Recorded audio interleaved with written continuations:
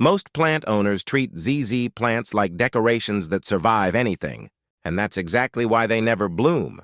The truth is surprising. This plant doesn't flower from comfort, it flowers from maturity and controlled stress. If your ZZ has only been sitting in low light, barely watered, and never challenged, it has no reason to reproduce. Blooming is the plant's survival strategy, not a reward for neglect or overcare. In this guide, you'll learn how to trigger that rare flowering response naturally without killing your plant. Small changes in light, pot size, and watering rhythm can shift everything. If your ZZ is at least 3 to 5 years old, you might already be closer than you think. Section 1. Give it bright hidden light. ZZ plants survive in low light, but they don't thrive there. To push flowering potential, place your plant in bright, indirect light for several hours daily. Think near an east-facing window or a few feet back from a south window with filtered curtains. Light is the main trigger for energy storage. The more energy the rhizomes store underground, the higher the chance of a bloom response. Avoid direct harsh sun, it can scorch leaves, but don't keep it in dark corners either. A ZZ plant in dim light is in survival mode, not reproduction mode. If you've had yours in the same low-light spot for years, gradually increase brightness over 2-3 weeks to avoid shock.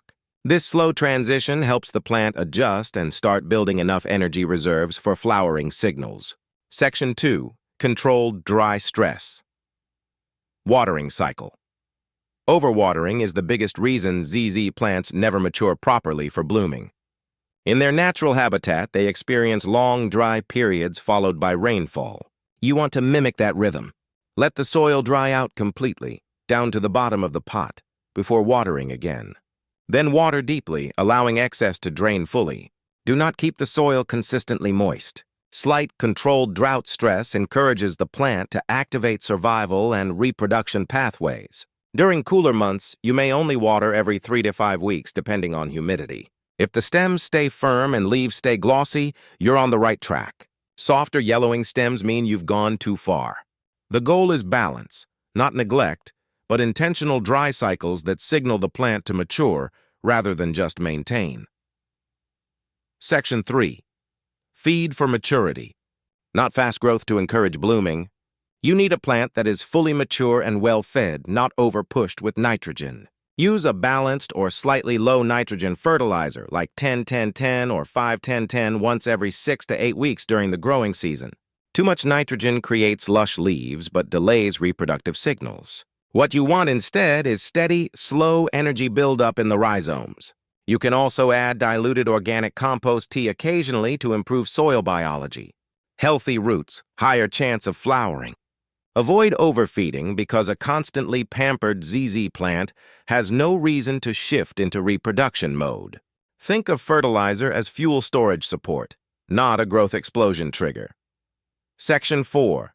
Slight root restriction, AX, bloom trigger.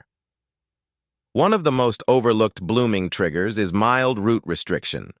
ZZ plants often flower when slightly root-bound because the rhizomes sense limited space and shift energy into reproduction. If your plant is in an oversized pot, it may stay in growth mode forever. Instead, use a snug pot with excellent drainage. If it's already root-bound and healthy, don't rush to repot. This might actually be your advantage. However, if roots are circling tightly and growth has completely stalled, refresh the soil but keep a similar pot size. The key is controlled limitation, not stress collapse.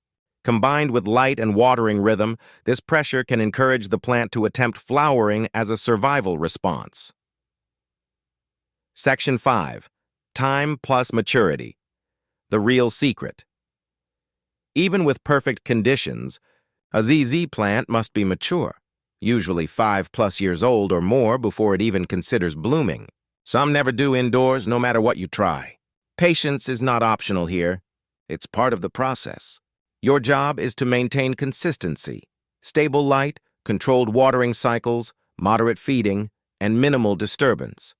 Avoid frequent repotting or moving the plant around. The bloom, if it happens, usually appears close to the soil line and can easily be missed. Many owners only notice it by accident. Think of flowering as a rare bonus event, not a guaranteed outcome. But every step you take here builds a healthier, more mature plant, which is already a win. The truth about ZZ plant blooms. Getting a Zamioculcas zamiifolia to bloom isn't about tricks. It's about creating the right long-term conditions and then letting nature decide. Bright indirect light, careful watering cycles, mild nutrient balance, and slight root restriction all work together to signal maturity. Even if yours never flowers, these methods will still give you a stronger, richer, more resilient plant. And if it does bloom, you'll know you've reached a level most plant owners never see. If you want, I can turn this into YouTube titles, thumbnail text, SEO description, or an image prompt storyboard.